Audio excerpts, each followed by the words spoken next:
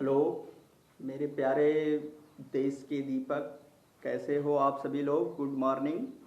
आज हम लोग दूसरे वीडियो में प्रकाश के परावर्तन तथा अपवर्तन में जो दूसरे वीडियो में यानी दूसरी जो टॉपिक हम लोग एनालिसिस करेंगे वो क्या है, प्रकाश का परावर्तन।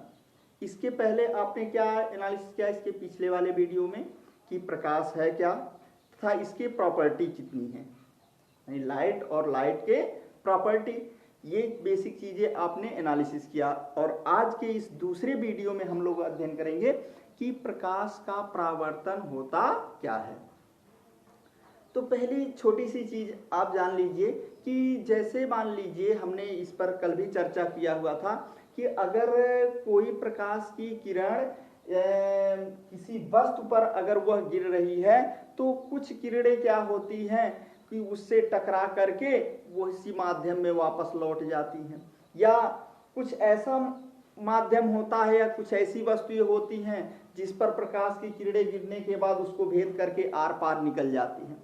अब यहीं पर देखिए कि अगर वही प्रकाश की किरण किसी भी तल पर या किसी वस्तु पर गिरने के बाद अगर वह उसी माध्यम में वापस लौट जाती हैं तो इसी को हम क्या कहते हैं, प्रकाश का परावर्तन, यानी refraction of light, sorry reflection of light. तो यहां से अब ये निकल जाएगा कि अगर कोई भी प्रकाश की किरण किसी चिकने तल पर आपतित होती है तो उस तल से टकराने के बाद यदि उसी माध्यम में वापस लौट जाती है तो इस घटना को ही हम क्या कहते हैं, प्रकाश का परावर्तन। क्लियर हुआ कि इसको एक बार और डेफिनेशन देख लीजिए, क्योंकि हमने तो पीडीएफ प्रोवाइड करा दिया है, कोई दिक्कत नहीं है, चाहे आप उससे नोट बना लीजिए या इससे नोट बना लीजिए।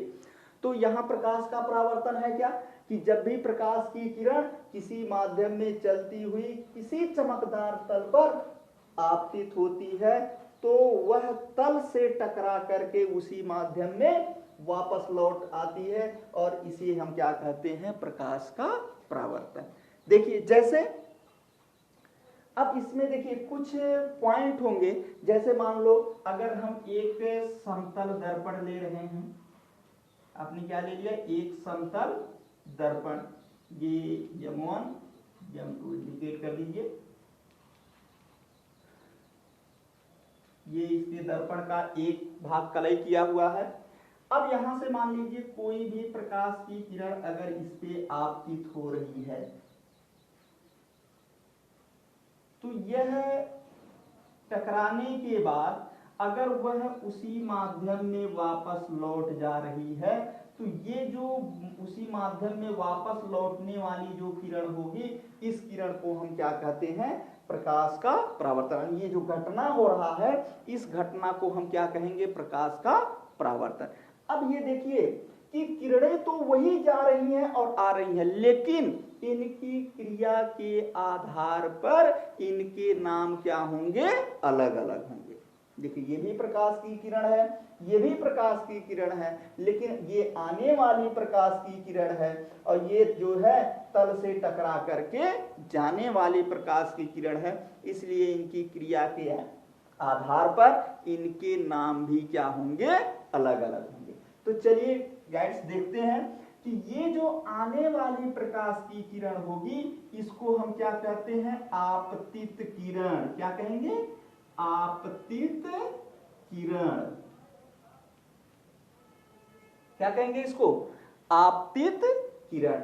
और ये जो किरणें हैं टकरा करके वापस लौट रही हैं इसको क्या बोलेंगे, परावर्तित किरण। क्या बोलेंगे, परावर्तित किरण। क्या बोलेंगे इसको, परावर्तित किरण। और यहां पर जो दर्पण पर या जिस बिंदु पर ये किरणें मिल रही हैं उसको हम क्या बोलते हैं, आपतन बिंदु। क्या बोलेंगे, आपतन बिंदु। क्लियर। अब इस आपतन बिंदु से इस दर्पण के लंबवत अगर हम कोई रेखा खींच लें तो ये जो रेखा होगी ये करेगी क्या कि जो आपतित किरण और परावर्तित किरण के बीच जो कोण बन रहा था उस कोण को ये क्या करेगा, दो बराबर भागों में बांट देगा। ये जो अभिलंब होगा इसको क्या कहते हैं, अभिलंब। यानी जो आपतन बिंदु से दर्पण के या चिकने तल से के अभिलंबवत खींची गई रेखा होती है उसको क्या कहते हैं गाइस, अभिलंब। क्या बोलेंगे इसको, अभिलंब। क्लियर। अब ये अभिलंब करेगा क्या कि जो आपतित किरण और परावर्तित किरण के बीच जो कोण बन रहा था इस कोण को ये क्या करेगा, दो बराबर भागों में बांट देगा। बराबर तो होंगे लेकिन नाम क्या होंगे, अलग अलग होंगे। अब ये जो कोण बन रहा है यानी आपतित किरण और अभिलंब के साथ जो कोण बन रहा है इसको क्या कहते हैं, आपतन कोण।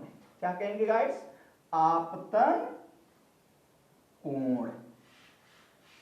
क्या बोलेंगे इसको, आपतन कोण। इसको किससे डिनोट करते हैं, आई से, इंसिडेंट एंगल। इसको किससे डिनोट करेंगे, आई से। और जो परावर्तित किरण और अभिलंब के साथ जो कोण बन रहा है इसको क्या कहते हैं, परावर्तन कोण। क्या कहेंगे इसको, परावर्तन कोण। और इसको इंडिकेट करेंगे किससे, आर से, यानी रिफ्लेक्शन एंगल। यानी इसको क्या कहेंगे, आपतन कोण। आपतन कोण। क्लियर। ये सारी चीजें पीडीएफ में मिल गई हैं आपको, आप इसको अच्छी तरीके से समझ लीजिए। बाकी नोट आपके लिए तो प्रोवाइड हो ही गया है। तो ये सारी चीजें समझ में आए कि ये आपतित किरण होती क्या है, परावर्तित किरण होती क्या है, अभिलंब होता क्या है, आपतन बिंदु होता क्या है। एक बार और इसको अच्छी तरीके से आप एनालिसिस कर लीजिए। देखिए आपतित किरण होती क्या है, किसी भी चिकने तल पर आने वाली प्रकाश की किरण को हम क्या बोलते हैं, आपतित किरण। जो चिकने तल से टकरा करके वापस लौट रही है किरण उसको क्या बोलते हैं, परावर्तित किरण। और जिस बिंदु पर ये किरणें आपतित हो रही हैं या जिस वस्तु पर ये किरणें आपतित हो रही हैं उस बिंदु को हम क्या बोलते हैं, आपतन बिंदु। उस बिंदु को क्या बोलेंगे, आपतन बिंदु। अब अगर हम उस आपतन बिंदु से उस वस्तु के या चिकने तल के लंबवत कोई रेखा खींच दें तो उस रेखा को हम क्या कहते हैं, अभिलंब। क्या कहेंगे उसको, अभिलंब। अब ये अभिलंब करता क्या है कि आपतित किरण और परावर्तित किरण के बीच बने कोण को दो बराबर भागों में बांटता है। एक भाग को यानी आपतित किरण और अभिलंब के बीच बने कोण को क्या कहते हैं, आपतन कोण। इसी तरह परावर्तित किरण और अभिलंब के बीच बने कोण को हम क्या कहते हैं, परावर्तन कोण। सॉरी मिस्टेक हो गया थोड़ा सा, इसको क्या बोलेंगे, परावर्तन कोण। परावर्तन कोण। क्लियर। यानी आपतित किरण और अभिलंब के बीच बने कोण को आपतन कोण, परावर्तित किरण और अभिलंब के बीच बने कोण को क्या कहते हैं, परावर्तन कोण। क्लियर। तो यहां से आप इसका चाहे स्क्रीनशॉट ले लीजिए फिर नोट बना लीजिएगा, या आपको पीडीएफ मिल गया है उसके माध्यम से आप नोट बना सकते हैं। तो चलिए आगे के पॉइंट। अब इसमें हम लोग एनालिसिस करेंगे परावर्तन के नियम। देखिए इसी से हम लोग नियम भी अध्ययन कर लेंगे इसी फिगर से। तो परावर्तन के नियम है क्या, परावर्तन के दो नियम हैं। पहला नियम ये कि पहला नियम हमने यही बता दिया कि ये जो अभिलंब होता है यह आपतित किरण और परावर्तित किरण के बीच के बने कोण को क्या करता है, दो बराबर भागों में बांटता है। अर्थात कहने का मतलब ये हुआ कि जो आपतन कोण होगा वह सदैव परावर्तन कोण के बराबर होगा। तो चलिए हेडिंग अगला हम लोग डालते हैं, परावर्तन के नियम। क्या है? परावर्तन के नियम। देखिए पहला नियम क्या है?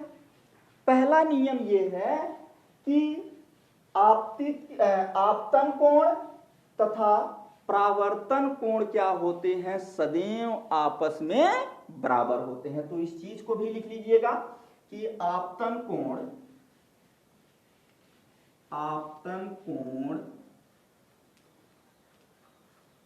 तथा परावर्तन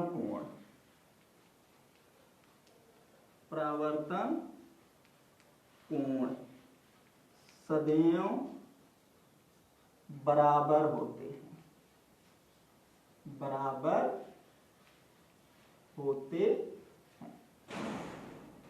क्लियर?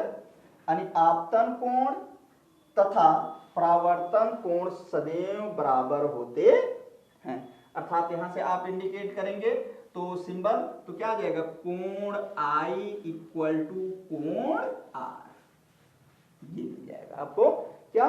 कि कोण I इक्वल टू कोण R। अब इसका जो दूसरा नियम है, दूसरा नियम क्या है? दूसरा नियम यह है कि जो आपतित किरण, परावर्तित किरण और आपतन बिंदु पर अभिलंब तीनों क्या होते हैं? एक ही तल में होते हैं। तो यहां जगह नहीं है, बोल दे रहे हैं, उसको सुन लीजिए और उसी के माध्यम से आप लिख लीजिएगा क्या? कि आपतित किरण, परावर्तित किरण और आपतन बिंदु पर अभिलंब तीनों क्या होते हैं? एक ही तल में होते हैं।